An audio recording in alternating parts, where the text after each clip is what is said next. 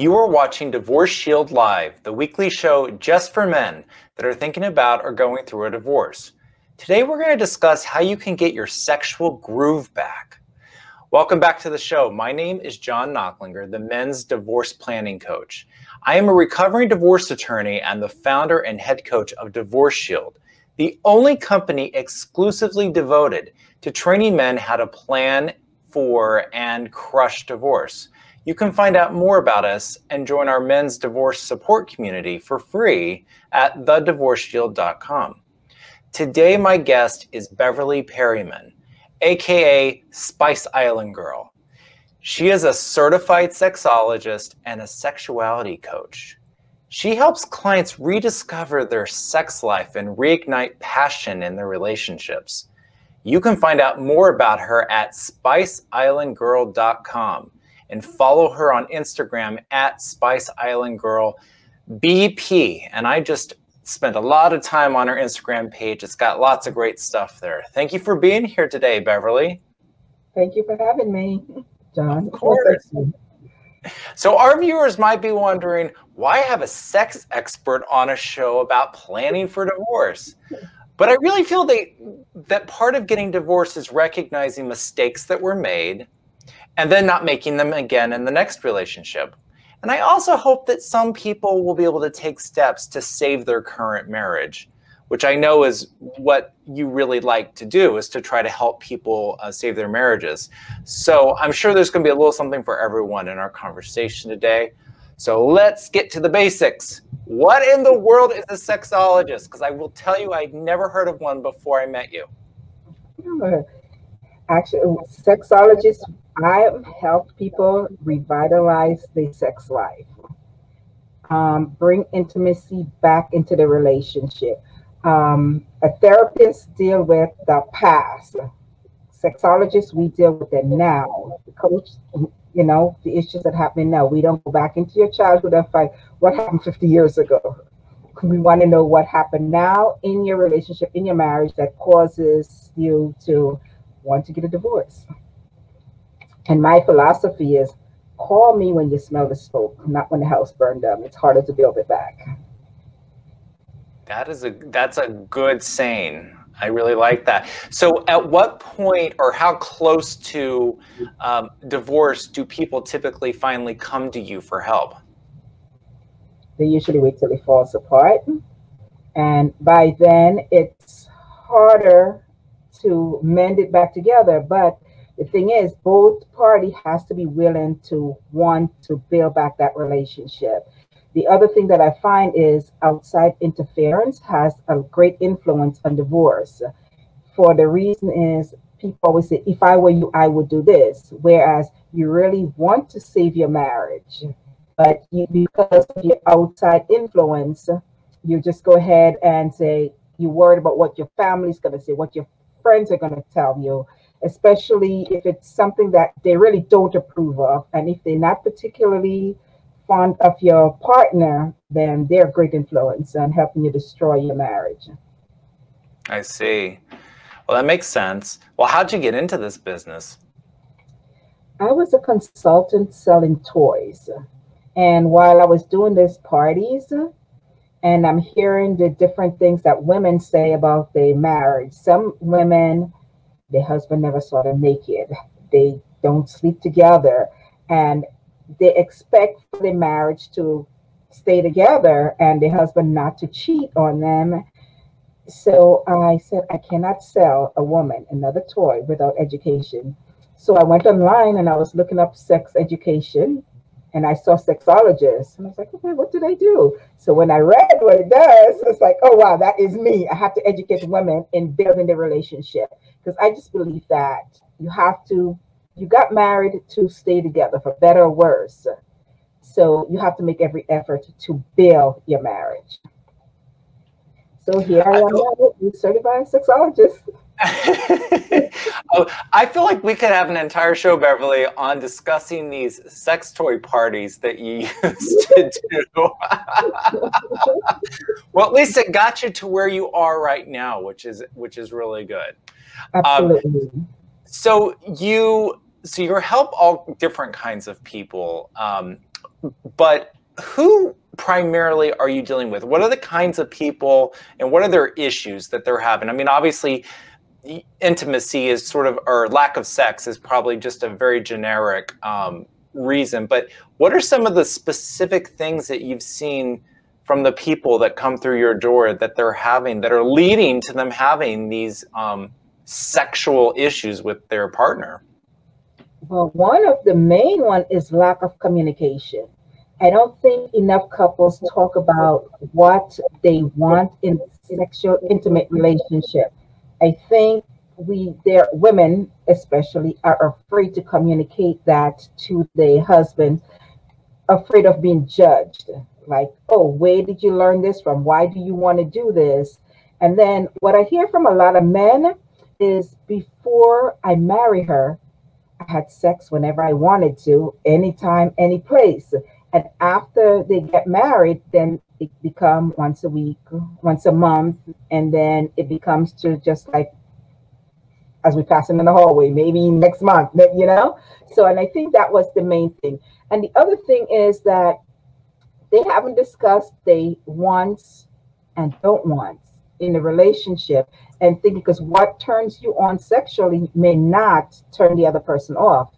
And I'll tell you the biggest kicker: body odor. Really? Yes. A lot of women feels that, and I don't think they don't communicate it to their partner, or they just say it in a way that it may sound demeaning. Because if I say to you, oh, you need to take a bath, you feel insulted. Where I says, you know, honey, we're gonna make love tonight. I'd like to shower first and do that. But a lot of women feel that he comes in from work smelly, use the bathroom all day long, and you just want to jump in bed with me. And I think that's the biggest turnoff, is what I'm hearing. Wow. I mean, I actually never thought about it like that, but that's absolutely makes sense. Of course, I would never think of having sex with that before taking a shower, but I guess there's a lot of guys out there that do. So what about sex drive? I mean, that's got to be a big problem, particularly as people get older. Definitely. And that's the other thing, because women go through so much. After giving birth, your body changes. Although, though, some women use that as an excuse, but your body changes. You go through menopause, our body's constantly changing. And I don't think that men understand what women go through. Then you have your menstrual every month. That's, for some people, it's a strain. You know, the mood change up and down, you're angry. And the other thing about that is that women are afraid to say that to their husbands, because you're afraid that he's going to go out with somebody else, have an affair. But those are the issues that causes it, because you're not having the communication with them. And then there's the, I don't care what your issues are.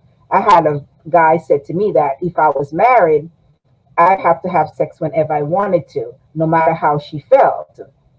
And I thought that was like crazy. So I had to explain to him, but do you understand the things that women go through? Just giving birth in itself is trauma, you know?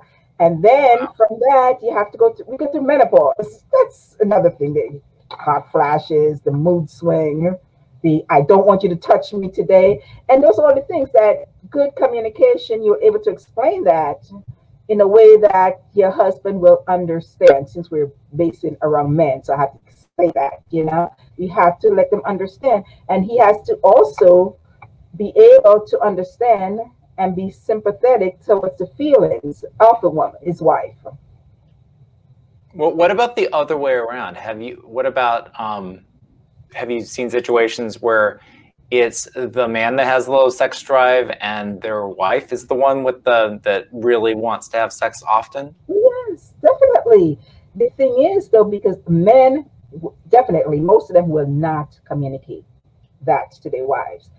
And that's an avoidance of having intimacy, because some men have prostate issues. And that's why a lot of men die from cancer, because they're too ashamed or too embarrassed to let their wife know, I'm having these issues. I So cannot agree with you more. I mean, Beverly, I mean, think about therapy. You can't get a lot of guys into therapy because they feel so ashamed, and they feel they don't want to less be for the man. perceived as having something wrong with them. I can only imagine how difficult it is to get one of them to come see you unless they're being dragged by their wife. Do you have many guys that just come to you that don't have their wives in tow? And only if they complain about their wives and leave themselves out. Because it's always easier to blame the other person. So that's why with couples, I like to get both of them together. Okay. Well, that And not sharing information, because as a lawyer, it's not he said this, she said that. I only communicate what I get permission from the other spouse to communicate. that it's almost like you're acting as a mediator in some ways too between the two of them. So do you only deal with married couples, or do you deal with people in just relationships where they're not married? Not married, singles. Singles have to prepare for that relationship also, especially if you've been in a relationship that didn't work. You have to be prepared for your next relationship. Yeah, absolutely. Mhm. Go ahead. Yes, the thing is that because always that we quick to women, especially, we always say what the men don't do. But when you hear both sides, you hear from the men's perspective what the woman don't do. Mm-hmm. So Yeah, that's there's why always two sides, right? I need to hear both sides, and then formulate what makes sense. Yeah, I want to get into in a minute exactly what it is you do. And before we get to that, we've been talking about the types of people that you can help. What would you say from where you sit are the top mistakes that you see people making with intimacy during their marriage? Well, like I said, the number one is the communication. Just okay. Right. That's the top. The other one is being selfish. Selfishness is, and we're in the top of that list. Especially though with the female, the wife. Not today. I have to take care of the kids. Oh, I have a headache. Oh, I work all day, and just putting it off. So the thing is, as a married couple, you have to schedule that time of intimacy. It's just like you get up and go to work. It's the same thing with intimacy. You have to schedule that. I mean, you could do sporadic, but you have to have a time for your husband.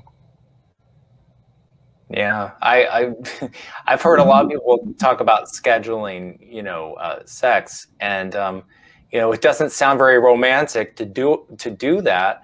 But you're absolutely right. If you don't make the time for it, it's one of the easiest things to just not happen. Because by the time you get to the end of the day, it's easy just to fall asleep the second your head hits the pillow, right? Exactly. The other thing is expecting your partner to be, your husband, your wife, to be a mind reader. Sometimes, that I hear from men, she's upset with me for no reason. There is a reason. It just wasn't communicated to you, right? Well, every time I come in the house, she has an attitude. So you don't just have those for no reason unless something's wrong with you,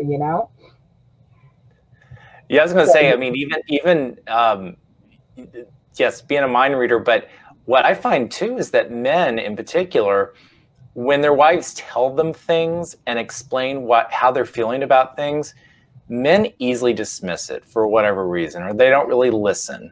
And that might be a little bit of, women not being as direct as they need to be because they don't want to hurt their husband's feelings, and then husbands not really listening clearly or taking it seriously. And so I can see it's really easy that communication would be the number one issue because people are cross-talking, particularly when you get kids involved. I mean, kids, now you're really busy. You got kids going on, you've got your jobs, and then you're not listening to each other. I mean, I can see how this falls apart so easily.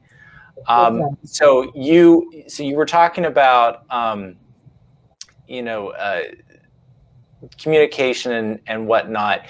In terms of intimacy, what about spending time together? Do you feel like sometimes because life just takes hold of us? I know you talk about scheduling the intimate time, but what about building the feelings for the intimacy?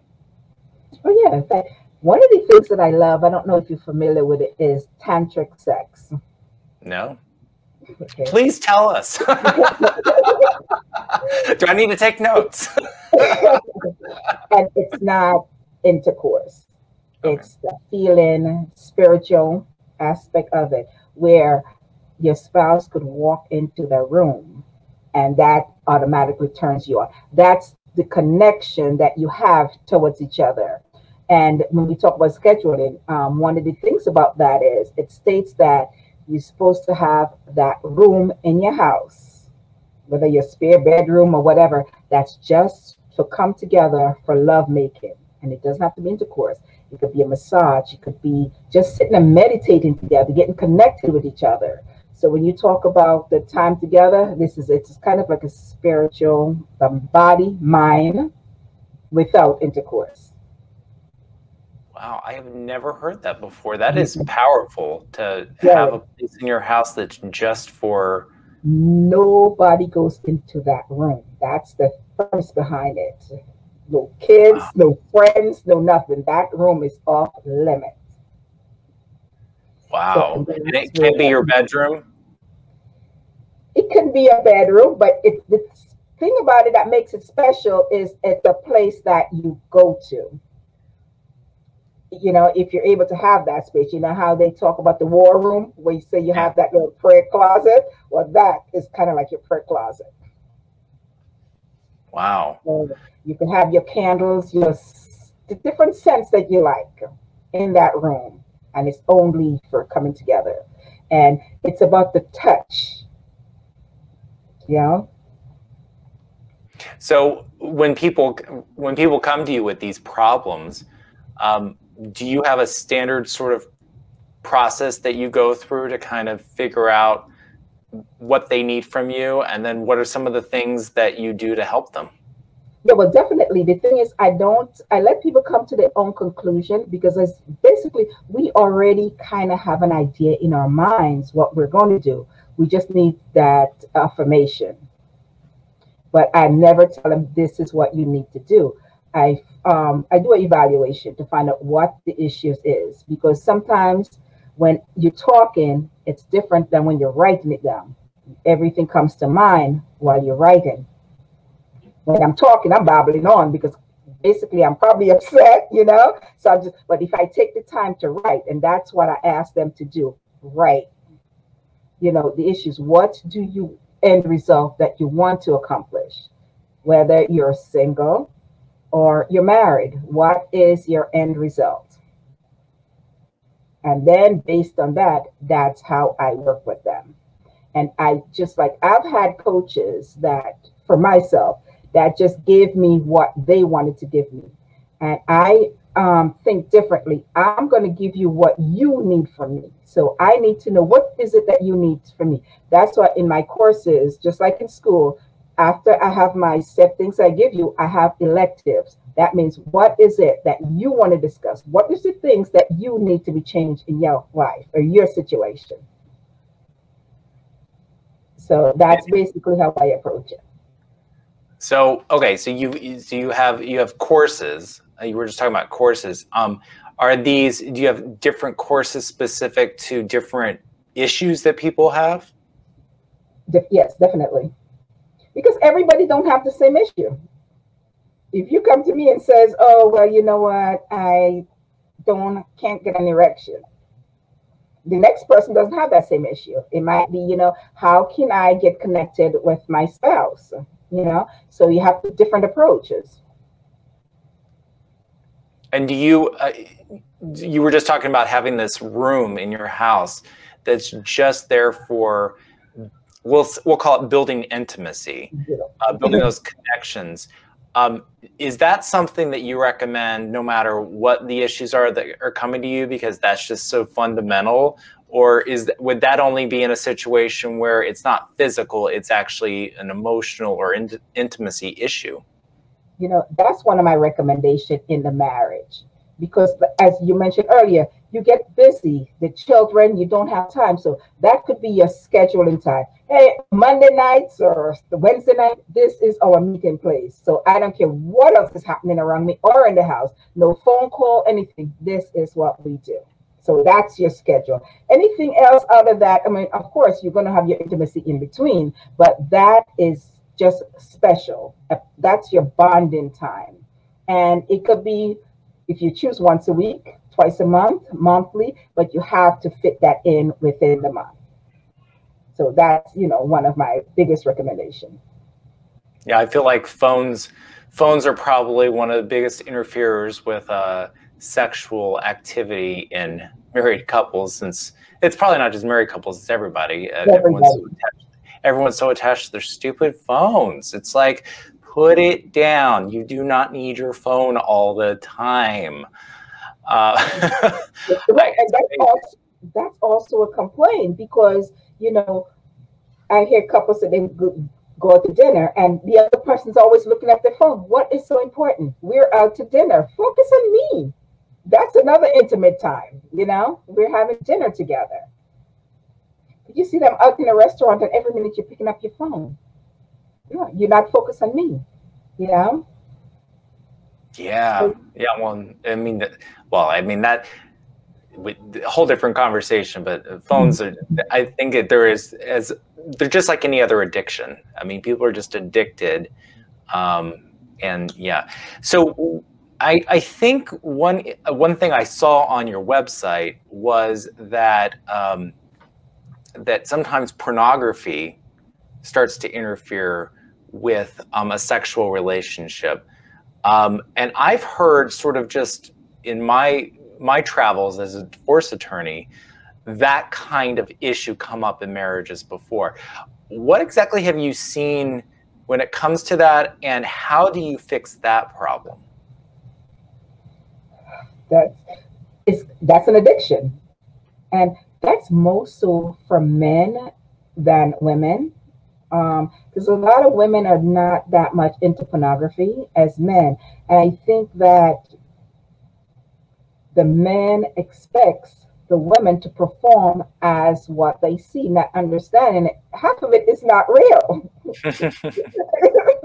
Half of it is actors, you know, actresses. Mm-hmm. But the thing about it is they become so obsessed with that they expect that same performance in the bedroom. That's one thing. The second thing is, and a lot of women, they wouldn't mind that, not that deep pornography, but just the basic. If they could invite their spouse into, let's watch this together, you know, opposed to you're totally shut out. So my recommendation would be, why don't you invite them in, you know? And just the simple love-making pornography versus that somebody just comes slamming you like, you know, like their dog. So yeah, it's a destroyer. Yeah, does that happen often? I mean, from your perspective, things like, you know, these external sources like pornography, do you see that interfere with a lot of relationships? It does. And the other thing is, especially men who cannot perform, that's where they turn to that. But guess what? The wife does not know that's the issue, but that's a derailment from explaining to you, know what, I have issues with that. So that, because what happens, she gets upset because you're always watching pornography. You ignores me. And, you know, so that's a cover up for the issues with some men. Yeah, that guilt and shame about themselves that just paralyzes them, and they can't go on in their relationship. But there are also a lot of guys who are just content to just, you know, go through the motions too. So it's bizarre. So let's talk about cheating for a second, because I think cheating really is part of this, right? So do you work with anyone where someone has committed, who has been cheating on their spouse, but now they've decided they're going to try to work it out, and the cheating was caused in part or in whole because somebody wasn't getting what they needed sexually from the relationship? I have a client that the husband was cheating, moved out, and after 6 years, they're back together. They never got a divorce, but they ended up back together. So the thing is, and I'll tell you, that happens a lot in Caribbean culture. For some reason, a lot of Caribbeans take the vow very serious, till death do us part. And I've noticed that a lot of Caribbeans, they don't divorce. They go their separate ways. They're living with somebody else, but they rarely will get the divorce. And sometimes it has nothing to do with money, but I think that in that situation with my client, she just felt like, well, the husband, I think he felt neglected because she was working, trying to get herself a better job, trying to obtain her degree, taking care of the children, coming home and doing all the chores. So I think he felt neglected. And so that's why I talk about the sacred place and coming together and making time for intimacy. So he just wandered off, you know. But after 6 years, they found their way back together. But that's amazing. That's amazing. I mean, that's good. I mean, obviously, I certainly don't advocate anyone getting divorced. It's interesting in my other life as a divorce attorney, people ask me all the time, should I get divorced? And I look at them and I'm like, why are you asking me this question? I'm here to help you once you're getting divorced. It's like, you need to be talking to someone like Beverly to see whether or not you've got something that you can salvage in your relationship and to make it a good marriage again. Because, when people get married, they love each other. And then something happens over time. I mean, I'm not talking about situations where there's abuse, but like something happens over time. People move apart from each other. And I think a lot of it's just what we've been talking about today. I think it all revolves around intimacy. And if you have that continuous intimacy throughout the relationship, it's very unlikely you're ever going to move away from each other, because that's going to keep you connected to each other. So I almost feel like people should come and meet with you, Beverly, right after they get married, so they can see ways to kind of prevent this from happening. Have you worked with anyone that, kind of before it becomes a problem? Or is it only when it's already a problem that they come? That's why I said they come after the house burned down. But the interesting that you said, they ask you, and that's what I meant when I talk about the affirmation. That's a sign to you that they really do not want to get divorced. Because if I come to my divorce lawyer and ask him if you think I should, that means I'm having second thought. Right? Yeah. So they should never ask you, do you think? When they come to you, I'm already prepared. It's done. This is what we're going to do. But that, they're a little sketchy about that. They have outside influence. And they just need you to say, I don't think you really want to. So give them that little thing there. Yeah, the affirmation that people need it's a lot. And within Divorce Shield, I work with a lot of men who are sort of in the should I or shouldn't I get divorced kind of mindset. And I'm so happy to meet you, Beverly, because I think that there's a lot of guys who I've heard talk about, their sex life being the one, like being a particular pain point for them in their relationship, and the lack of, men don't really talk about intimacy. You'll see them just talk about sex life. Women talk a little bit more about intimacy, at least. But we're all talking about the same thing. We're just using different terms. Right. And I'm really, I think that there's a lot of marriages that could be saved if they just come spend some time with someone like you who can help them rediscover each other? I mean, is that what it's really about, rediscovering the love that you had for each other and like you mentioned before, what happens when you first meet? You can't separate. You on the phone says nothing, right? How many times Yeah. you'll be hours on the phone, no, just listen to each other's breath. To the point where now you get married and you're passing each other, no respect, no anything. So I just think that if people just get that therapy, that counseling, to bring them back to what got you here from being in love, the lovey-dovey in the first place,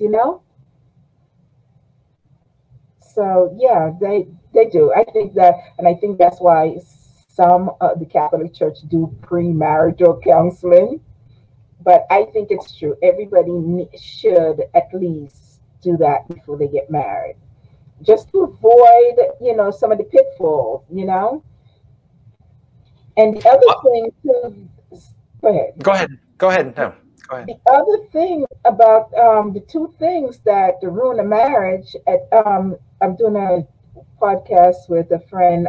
Well, not a friend, but someone that I met that does income tax. So the second thing besides sex is money. Finances is the other thing that ruins a relationship. And those are things that needs to be on the forefront before you say I do. Because I need to know, you need to know, let me see your credit. How do you spend money?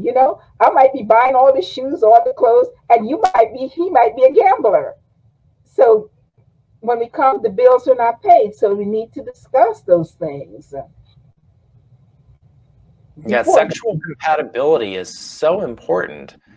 There's a lot of cultures, even now, where people get married basically without having ever met each other, or only have met each other, shaking hands basically, and obviously, in the cultures in those countries, they're not getting divorced.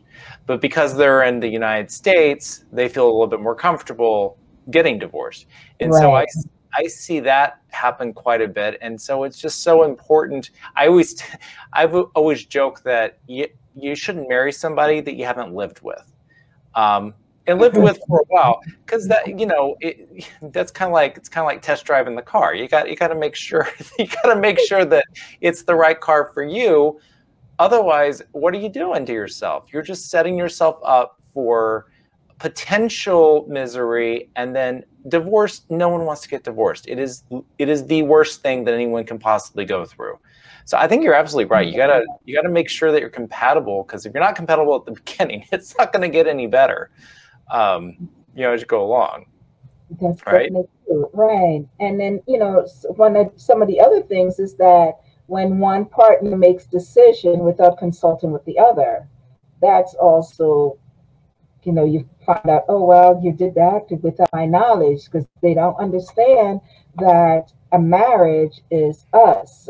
We consult, we may not agree, but at least we're consulting with each other. So that's a big thing. Yeah, I mean that's a huge issue, and usually it revolves in a lot. Well, not usually, but a lot of times it revolves around money, spending money without consulting your spouse. Those are all really big issues. Now, earlier you were talking about, I think we talked about in the context of cleanliness, but we were talking about sometimes. A man will come in and, it's almost like they have the right to have sex with their wife, regardless of what's going on. I have seen that with my female clients quite a lot certainly in certain cultures.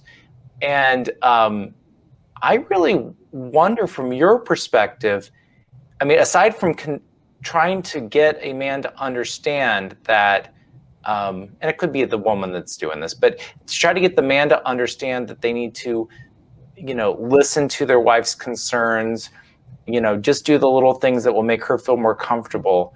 I mean, what can you really do if someone is, that has that mentality that they have the right to have sex with their wife whenever they want it?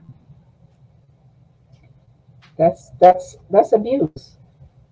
Nobody has the right. Sex, whether with your wife, whoever you're with, is consensual.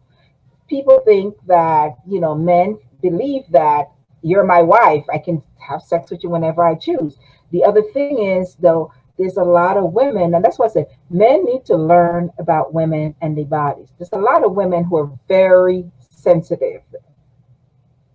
So uncleanliness, you get infection, so they need to listen. Women knows their body.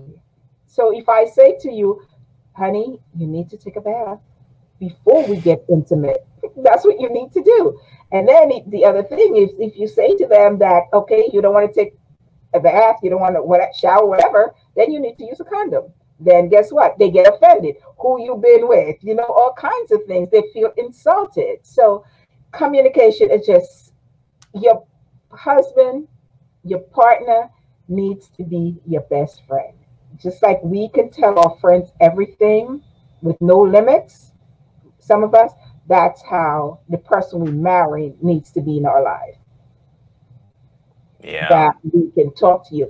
And the other thing is, I notice a lot of people have respect for their friends, but in the relationship, there is no respect.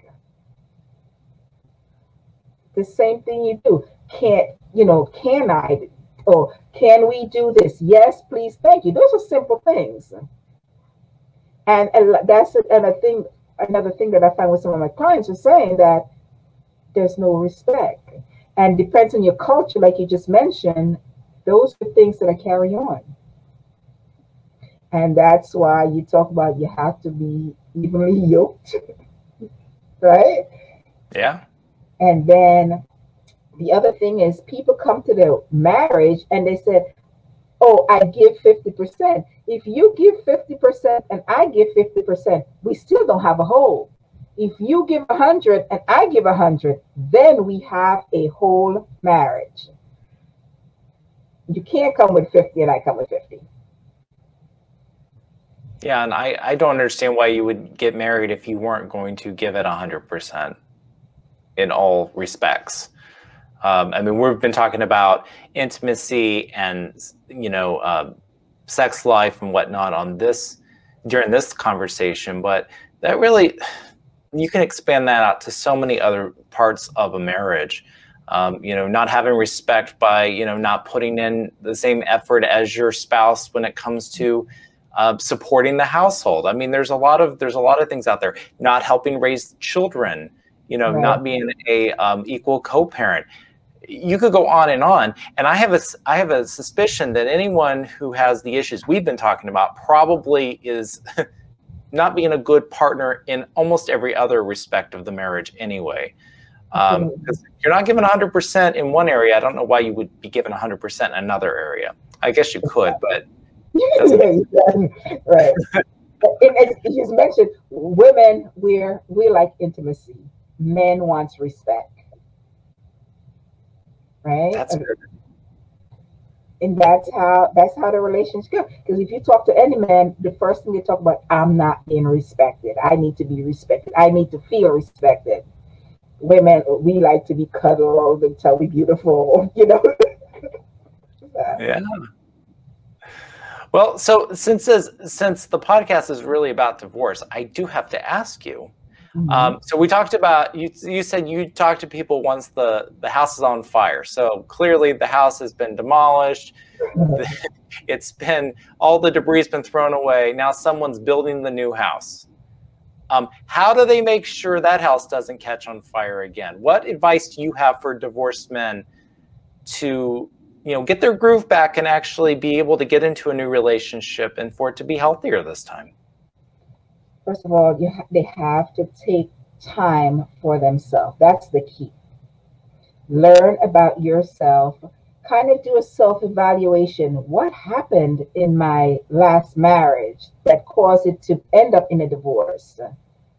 And just once you do that, then my biggest thing is boundaries, setting boundaries in the relationship. So when you get in there, you figure out what are my, I said, The things that I absolutely will not tolerate anymore. What are the things that I'm okay with, and what is I can live with that? So you have to put those into perspective. So though that's the key. Boundary, finding yourself, boundaries, and then don't jump right back into relationship. Yeah. Serious relationship. Date, go out with friends. Find a passion. What is it that you like to do or you would like to do? And then once you do that, recreate yourself to that person. And then that's what you're searching for in the relationship. So once you weed out all the things that I will definitely not tolerate X, Y, Z. So then guess what? When I meet you, you have X, I cross it out. You have Y, I cross it out. So those are my non-negotiables in a relationship. So that's my advice to men. Take your time. And, and it's okay. Like a lot of men are groomed to be strong and understand it happens. Don't beat yourself up, especially if you know that you have done your best and you that person. So, and don't be afraid to be vulnerable, period. You know, that's my advice to men. And that's all great advice, Beverly. I mean, the one thing that you said that I can tell you for a fact is probably the single best piece of advice that any man can get is to not rush into another relationship. I mean, women too, yes. But men tend to have this problem where they decide they want to get divorced, but they wait until they find somebody else. So they feel that security again, and then they divorce their wife. And, you know, it's not like you're all of a sudden going to make different choices unless you actually consciously understand what you did wrong the first time. Exactly. And that's why I say, learn to be single. Right? Cook your meal, do you for a while, you know? It's okay to have friends, but just let them be friends. And let them know I'm not looking for anything right now. I have to find my peace within myself. It's so true. I was just talking to an old client of mine that got divorced, I think 10 years ago or so, had been married for 20 years and spent 6 years traveling, just being single, being happy, and then got into a relationship with somebody. And he was telling me, you know, I feel like I found my soulmate because I found myself. I was able to rediscover who I was, and you know, it allowed me to open up to somebody in a very different way than I was with my wife whenever we got married when I was young. Right. And I just love hearing that. And I told him, I was like, you need to write something about this because men need to see that this is okay. It's okay to spend time. You know, the book Eat, Pray, Love. It's okay for a man to go do that too. It doesn't have just to be a woman. Exactly. A man can go around and find themselves too, because you know people get too caught up on these. Yeah, exactly. People get too caught up on these gender roles. Exactly. You know what we were just talking about. Men don't want to be vulnerable. They don't want to cry. They don't want anyone to not feel like they don't want to feel like they're being weak. And none of that's bad. I mean, it's horrible. I wish, like I said before, Beverly, I really wish that more people, before the house was on fire, really talked to you, because it sounds like you have some excellent ideas about how to rekindle romance, intimacy, maybe even work on the actual sexual part of the relationship too. I mean, we didn't really talk about that much today, but we didn't get into that. But yeah, no, I do all of that. I teach them all different things. You know, how it'd be interesting to see some of your exercises that you want them to do. I have a list. You got to do self-analysis. What, you know, and do I give them suggestions, but between both of you, what is your comfort zone? What is the level of comfort, you know?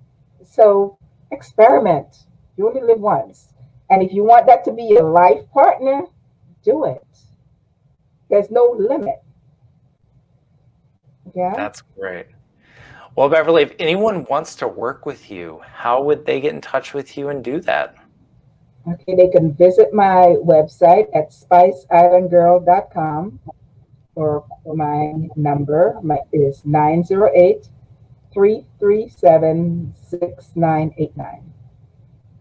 Do you work with people virtually, or do they come to you in person? Right now, virtually. We're living in this COVID time. Well, that's good. I mean, even though you're in New Jersey, that means anyone in the entire country or the world could really work with you. And you know, this is something that I suspect a lot of people who are in marriages that have these issues, and I suspect there's a lot of people out there, a lot of you have this problem. There's somebody who can help you. You just have to say, I need help. And you just have to pick up the phone or go on a website and click make an appointment. Do you have what is your intake process like? Do you have a consultation with people, or how do you? I have a consultation.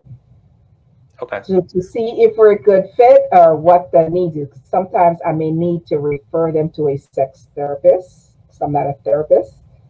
So that's the other option. Or else they may want a male. I have a male referral also, you know. There's my people say I don't want to work with a female. So I have a male and I have a sex therapist. So all those are covered. But yeah, definitely a evaluation to figure out what the needs are. Because sometimes, like I mentioned before, when we're talking, I'm babbling on, you know, but when you sit down and you're writing, it's two different things. Your thought process into play to what really the issue is, because you have time to think while you're writing, you're thinking, and you're not just talking, you know. And then, you know, as you mentioned before, not all marriages is going to be saved. It all depends. And then you have to have a willing participant. You can't save your marriage by yourself. Is your partner willing to work with you to save that marriage? Is that marriage as valuable to your partner as it is to you? Yeah. So. Yeah. I mean, that's really at the core. That's what it's all about. Is, you know, I always like to say it takes two to tango. You both have to be there. And, you know, but then again, you know, in this context, if you're a man or a woman and you know that this is an issue, and they come to you and they say, I need help. And you say, well, we need to get your spouse involved. And the spouse says, you know, screw you guys. I'm not doing this. I'm not going to do anything to help. Well, at least then, you know, if you make the decision then to get divorced, that you tried to do something to move on. Because I firmly believe, and I suspect you do too, Beverly, I firmly believe that if you're deeply unhappy in your marriage and you've tried to make it better and your spouse isn't reciprocating, we only live once. Life is too short to be miserable, to not be authentic, to not live your best life. And I really think that this is just, it's almost a little test to some degree to see whether or not your spouse even really wants to change, to even recognize there's an issue. So I just think there's so much benefit from what you do. I mean, I'm really happy to have met you, because I really think this is something that, like I said before, I personally, I've been divorcing people a long time. I haven't even thought of this as being an option, because we always just think about therapy, like traditional therapy. Go see a psychologist, go see a psychiatrist, you know, go see your doctor and get, you know, pills so that you have a better erection, whatever the case is. Exactly. And not getting to the underlying issue. And I'm very happy to have talked to you today. I just think it's wonderful. Please, if anything that we've talked about today sounds like it would benefit you, or you heard Beverly talking about people she helps and you're thinking, that's me, that is totally me, that's what's going on, you know, go to her website, pick up the phone, call her, go check out her social media. I really think that that's your first step. You know, we all have to say that first step. We have to say, I need help. Exactly. Raise your hand and say, I need help. And once you do, you know, yeah, then the rest just falls into place. But all right. I also have to say this before we go. Sometimes when you ask their spouse, they do not reciprocate the first time. So you can't just give up the first time, you know? So not say, oh, he doesn't want to go. Okay, that's it. It takes a process because he has to sink that in, that I need to go see somebody. It's harder to drag a man to a therapy. So don't think the first time it's give up. That is so true. But, and Beverly, I think I mentioned this earlier in our conversation. That goes back to, you know, particularly if it's a wife telling their husband, I want you to come with me because I'm not happy with our intimacy, I'm not happy with our sex life, whatever the case is. Right. You know, a lot of times I find that women just aren't as specific. You know, like basically, if you don't do this with me, we're going to have an issue in our marriage. Right. You know, like not just say, I want to go do it, but if you don't do it with me, there won't be any consequences. Like, I think everyone needs to, communication, you talked about it several times today. You have to be specific with what you want. And if you're not specific with what you want, why would you blame your spouse for not getting it? Because you're not being specific. Right, exactly. Yeah. That's what I say. He's not a mind reader. Your spouse is not a mind reader. Express what you want. And a lot of people are afraid to express themselves, express their needs, for whatever reason. You've been married. There shouldn't be no secrets. There shouldn't be nothing that you can't talk about, you know? Shouldn't be.